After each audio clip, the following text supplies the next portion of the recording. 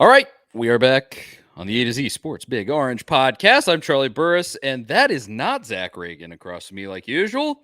That is the A to Z Sports, Austin Stanley, who we brought him in specifically for this for a couple of reasons. Zach is driving back from Cooperstown, New York right now, and it's like a 50-hour drive, so prayers to him. But Austin was at SEC Media Days on Tuesday, and then you were there today. Mm-hmm. You talked to Paul Feinbaum. You were at Josh Heupel's time at the mic.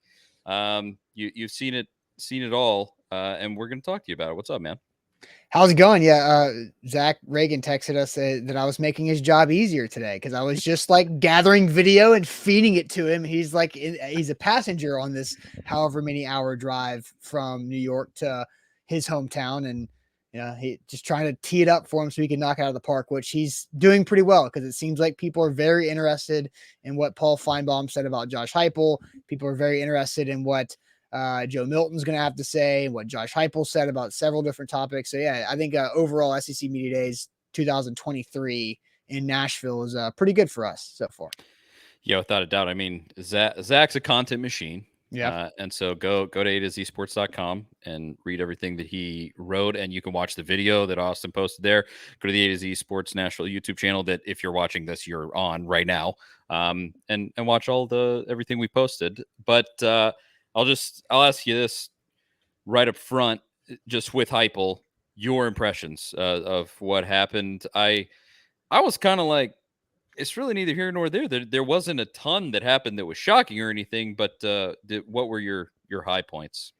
He got a lot of questions about the NCAA investigation being over, and I thought it was interesting. He was like, yeah, when I said this 2 years ago at Media Days in Hoover, this was going to be a speed hump for us, and now we're back behind the speed bump, and it's nice to have it in the rearview mirror instead of driving by it every day. And then he mentioned now teams can't use this against us. They can't jump on our backs or over sensationalize what's going on or what's going to happen with us. And so I thought that was important because I think it's now that the coaching staff can feel like they're not going to have an unfair, misleading battle on the recruiting trail with other schools saying, yeah, they're going to get a bowl ban, or yeah, they're not going to have any scholarships, or whatever it might be. And then I thought what he said was interesting about the athletic department and the administration. Somebody asked him, like, how does it feel to have the state attorney general on your side? He's like, well, I mean, it's great, but it's, they wanted to make sure that these, in Josh Heupel's words, innocent student athletes didn't get punished for something the old staff did with players that transferred out. He made sure to remind everybody they lost 35 players in the transfer portal before or when he got the job after Pruitt left or got fired. And so, yeah, the administration, he was happy and proud of them, and they're willing to fight for these players that had nothing to do with it, the coaches and coaching staff that had nothing to do with it. And so he said the easiest thing Tennessee could have done is accept a bowl ban in the first year. But then he said, but that wouldn't have been right because nobody had anything to do with it. And so I think that was a big deal out of Heupel on that front. Yeah, it was great, and I thought he fielded all those questions really well. He's really gotten, honestly, he wasn't bad when he showed up with media, but he's gotten better. He's cool, calm, and collected up there. It's great to see. And I mean, as far as the NCAA stuff goes, yeah, thank God it's in the rear view. And you could hear the relief, especially when he was talking about the recruiting. I'm just like, thank God that is over with. You can't do this to me anymore, Kirby. And I mean, maybe obviously this is a theory, we don't really know, but like, you got Mike Matthews, 5-star wide receiver last night, and he's on some services the number one wide receiver in America. Obviously, Heupel's offense speak for itself. But like, you're not going to get dudes that are great consistently with a cloud hanging over the program like that. So yeah, that's awesome. And he was even asked in not the big room at Media Days, but the side, like electronic media TV room. And that's where I saved my question that I had for Coach Heupel that me, you, and Zach had been cooking for a couple weeks here for that one, because I wanted the more intimate. I didn't want everybody in the room to have it. I wanted me and us to have it. So, but he also got asked there. It was a pretty elementary question. It's like, how nice is it to have proof of concept for your offense that you can score a bazillion points and help on the recruiting? He's like, and Heupel said, he answered it nicely. And then he was just like, well, I think you can know that as you can tell recently, it's helping on recruiting. And I was like, yeah, you just got this 5-star receiver last night. Of course it's going to work. Yeah. No, it's so good, and it sells itself at this point with getting dudes drafted and the way that it looks when you watch it. It's awesome. But outside of that, you talked to Joe Milton, while you were there, and he had some interesting stuff to say. What did you take away from Tennessee's quarterback? I think the main story about Joe Milton is outside of his cannon arm, and the Knoxville news media was around, and I could hear them over saying like, God, like everybody else from outside of the market is just asking, hey, how far can you throw it? And doing all these things. And Joe Milton handled those questions well. But I think the main storyline about Joe Milton is the rarity that he is in today's college football. It's the fact that he's 23 years old, very much like Hendon Hooker a year ago. He's 23 years old. He was a highly recruited player. It didn't work out. He transferred. It didn't work out at the transfer school. He waited, and now it's his opportunity. And how that doesn't happen. Like Josh Heupel called Joe Milton rare, and nobody has the patience, and not a lot of kids and athletes have the patience to do what he's doing. And now he has the opportunity to make the most out of it. And I think it's the maturity. Milton even said, things didn't go his way at Michigan. Well, he was 19, 20 years old. He's 23 years old now. And he knows as a man, here's how you go about your business. Here's how you learn from people around you. And Josh Heupel talked about how he trusts the people around him. And I asked Joe about that. I was like, how do you go? Like, what is that like? Like, it's easy to say like, yeah, you trust the people around you, but what are those conversations like? And it's leaning on his teammates. Obviously, he's best friends with Hendon Hooker and roommates over the last couple of years, and them being able to share their similar stories and situations and adversity is a big deal. And so now you're going to see a Joe Milton that, it sounds funny and cliche and like a joke, but 23-year-olds and Hendon with being 24 last year, they're just so much different than a 21, 20-year-old, 19-year-old playing across the side on defense. Like it's just the maturity from Joe Milton is very clear and obvious. And if he can put it together with the decisions, the accuracy, and everything else intangible on the field, he should have a big year. Yeah, the giant arm thing is honestly tired at this point. He's a unicorn, and even if he ends up not having a great season, getting replaced by Nico, he's a unicorn because of the way that he stuck it out. That does not happen now. Right. Everything is hit the transfer portal. If you don't get what you want, I'm out of here. See you later. Bye.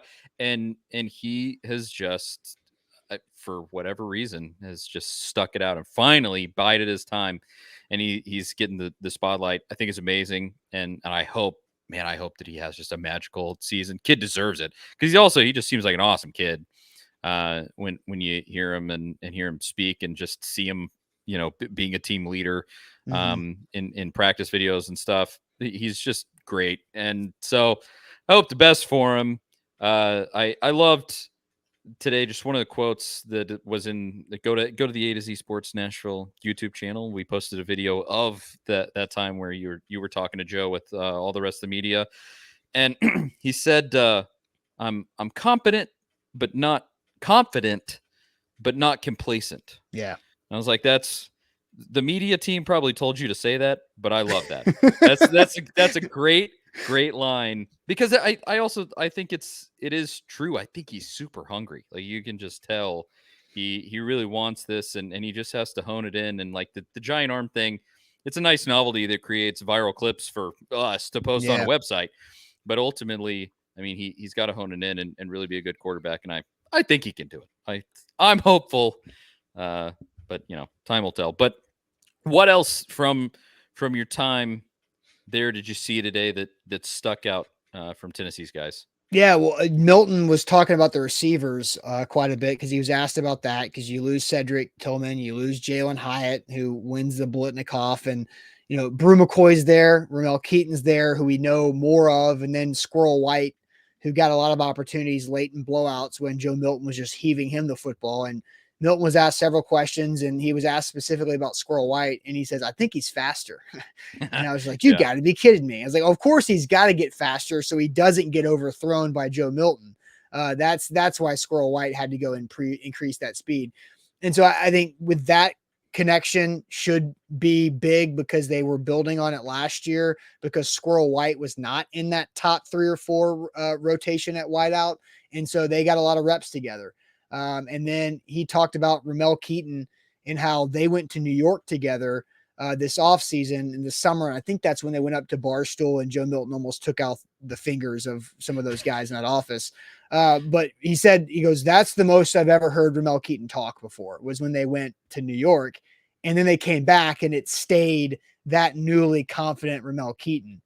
And I think we all remember Ramel Keaton stepping up when Tillman went down last year, making some just ice cold catches. The one against Florida before halftime, diving over his shoulder, stretching all the way out to make that grab and just making plays throughout the year. And you're saying, oh, and now Ramel Keaton is now confident, but not complacent in his self too. And then with Brew McCoy, Josh Heupel talked about how healthy he is and how he's going to be more explosive.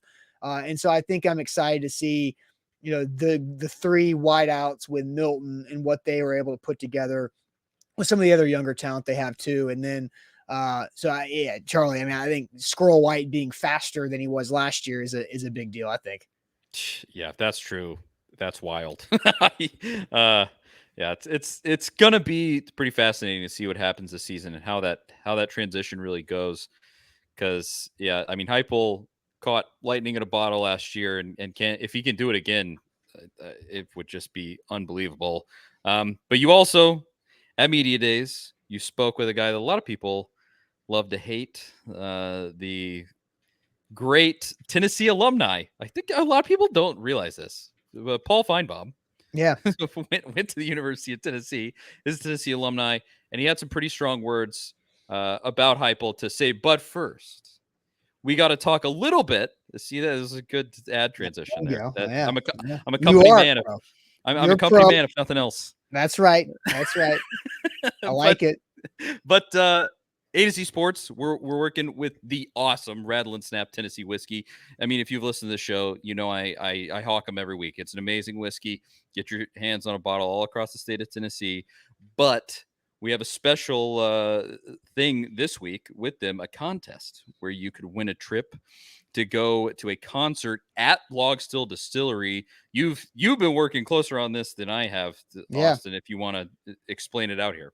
Yeah, Log Still Distillery is a really old school history rich distillery that's been brought back to life. It was originally a pre-prohibition distillery in Kentucky that got lost and it got found again. And so now with their Tennessee whiskey Rattle and Snap brand that we've been working with for almost a year now, they've got what they call the Amp up there at the distillery. That's their concert venue. And they've had a pretty great list of guests and musical events come through all summer. And we're giving away a pair of tickets to the El King concert. That's coming up Saturday. That would be July 29th.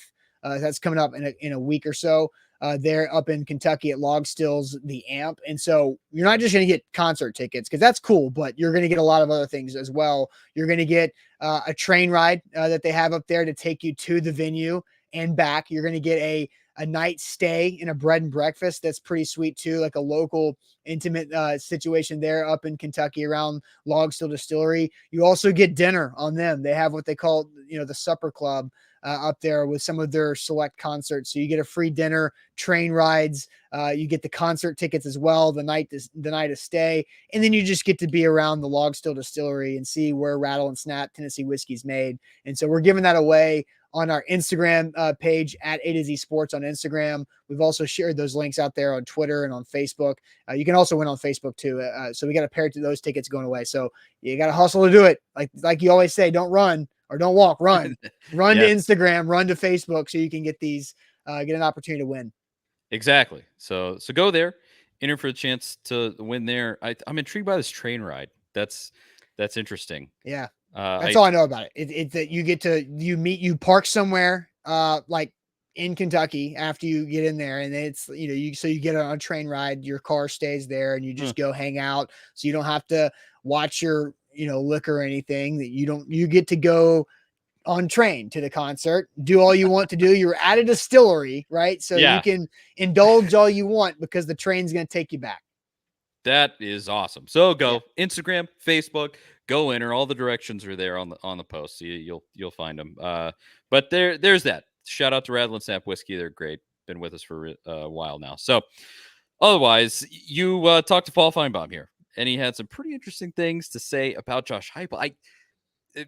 Feinbaum's arc with Heupel has been really interesting because it seems like he loves the guy. Like he really, really likes Josh Heupel. He called last season. He called Tennessee upsetting Alabama. But what did he say to you when you were talking to him? So, Charlie, you've interviewed people. You were on radio for a long time. You kind of know, like, the first question is not, you're just trying to set up the tone of the conversation, right? You're just trying to get the person talking. So, my first question to Paul was just like, hey, I'm a Tennessee grad too. How much did that catch you off guard of what happened last year? Just, from your perspective, just trying to get the ball rolling, right? I was trying to get to Tennessee, Alabama next year, Tennessee, Georgia. And that was my goal. But then he just flat out says, I knew Josh Heupel was a good coach, but I didn't know he was going to be a genius. And he was a genius last year. And he's earned the right to be called the best play caller in America. And I was like, well, okay, cool. Good talking to you, Paul. That's all I need there. No, but I had a couple other questions and conversations with him. But I mean, to call Josh Heupel a genius is a lot bigger than just saying he's the best play caller in the country. Like saying he's a genius and he's able to beat the best coach in football with a 40-second offense there at the end of the Alabama game and outcoach Nick Saban, and using the genius word is a big deal for Josh Heupel. And a lot of people are reading that story on our website right now, A2Zsports.com. So I don't know if that's going to find its way onto some recruiting, kids' phones and say, hey, this guy's a genius and he's calling plays like nobody else can. But that's a legitimate line from Paul Feinbaum. Yeah, I mean, I think that's been an observation of all of us here locally that watch every single Tennessee game. Like, this dude is on a different wavelength. Yeah. When it comes to how he sees offense in football, it's just creative and innovative. And there probably is a little bit of orange running through Paul Feinbaum, surprisingly. And I think a lot of Tennessee fans have no love for him, but really, he is a Tennessee guy at the end of the day. And that's a big claim. Genius is a strong word, but really, when you watch the product on the field, I mean, it's the best offense in college football. I don't know. What are you supposed to say? Right. Yeah. I mean, I knew he was a good coach. Didn't think he was a genius. That's what it was last year. And then, like, somebody asked Joe Milton, hey, Alex Golesh is gone. Is that going to change anything with the offense? And Joe Milton kind of smiled. Joe Milton, great teeth, by the way, like incredible teeth. They're as white and as straight and as perfect as you can think. But Joe Milton smiles and says, that's Josh Heupel's offense. And so it's like Alex Golesh, he thinks Alex Golesh is going to be a good head coach, but it's still Josh Heupel's offense. So don't worry too much. Yeah, it definitely is. I think everybody knows that. I think that's none of us were too disturbed. Golesh was great. He genuinely great guy in interviews. It seemed like he was nice and contributed to everything there. He was a piece of the ecosystem, but he wasn't the genesis of the ecosystem like Heupel is. I don't want to trigger you, Charlie, but there's a reason why offensive head coaches are gaining hires in the NFL instead of defensive head coaches. Because when the offensive coordinator moves on and the defensive head coach doesn't have his offense, there's a little bit of goofy things, and you might find yourself in a Todd Downing situation. Don't get me started. Don't send me down this road. I no comment on the Titans. I hope that the guy that they have not brought, I guess they didn't bring him in. They did bring him in a year ago, but the guy that they've promoted to OC, he better do something different. I put it that way. You better change that offense. It is.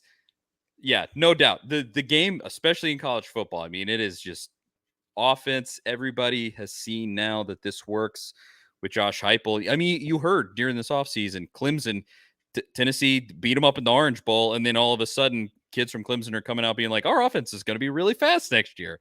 And they're adopting what Tennessee did. When it works, it works. And until they change the rules, the fundamental rules of college football, this thing's going to work. I think, there's not going to be like he figured it out. You have to be Georgia. You have to completely outclass Tennessee with athletes, or else there's really no stopping what Tennessee can No, do if yeah, it's you if it's literally right. have to have like 300-pound men who can run 4.8 40s Exactly. And it just and really, throw offensive linemen. yes. And And sadly, they can Georgia run has as that. fast as they drive their cars. That's a good line. Thank you. That's I'm not gonna lie. I'm gonna steal that one during the season. That's cool. You can have it.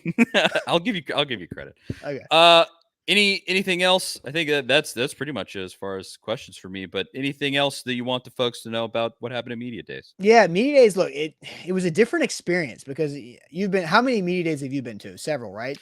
I've been to like 3 or 4. Yeah. Yeah, and they're probably all in Hoover. Yes, I have not been to one outside Hoover. They were all there. I've Yep. been at media days at Hoover, Atlanta, and Nashville. And it might shock you to say this, but Hoover does media days the best.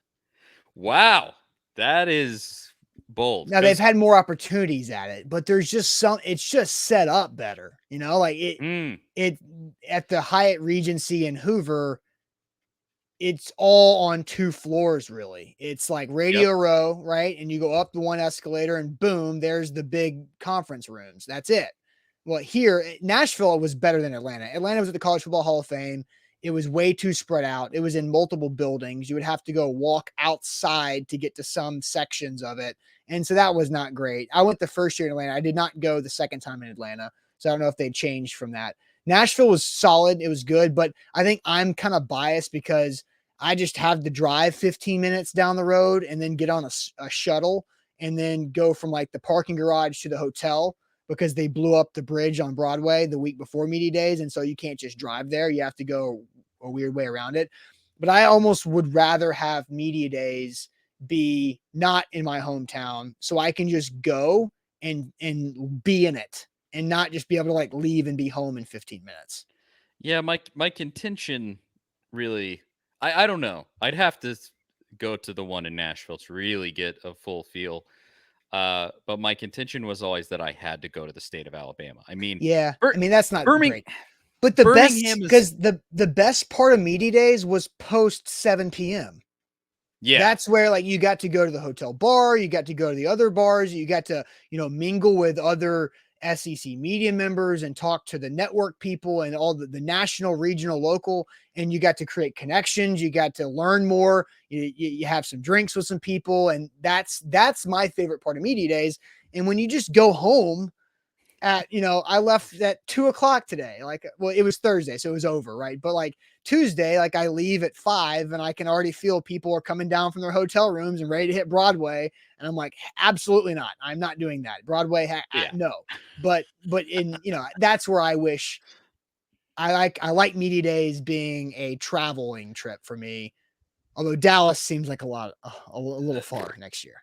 I don't know about Dallas. Yeah, that one did not enthuse me at all. Although I'm probably not going to be there again. But yeah, with Nashville, I will say from the folks from out of town, they probably Oh feel yeah, the it's exact probably opposite, great. where they're like, "Yeah, we get to go out on Broadway in Nashville." That is pretty sweet. Yeah, because Hoover, I mean, it's Hoover, Alabama. Although it was kind of nice. You were like connected to a mall Yeah. there, and there were just like restaurants and stuff. Just all you could walk to them from Yeah, there. it's like, you want to go to Olive Garden? Yeah, sure, why not? Yeah. Well, and it was, where was it in Nashville? The Grand The Hyatt. it was Awesome still the place. Hyatt. The Grand Yeah. Hyatt. Incredible. Like, it I've is a never been really there. cool hotel. Yeah, I don't think I've stayed in 3 or 4 of them down right in that area in the last few years, but not that one. Well, anywho, that's great. This has been awesome. Glad we got to have an actual correspondent on the ground. We do have to. It's interesting. Like, we really get their complaints where they're like, you're too media. You're not fans. You're just media. But then also sometimes people are like, you're too much fans. Why you guys like get a press pass and come back and talk to me then.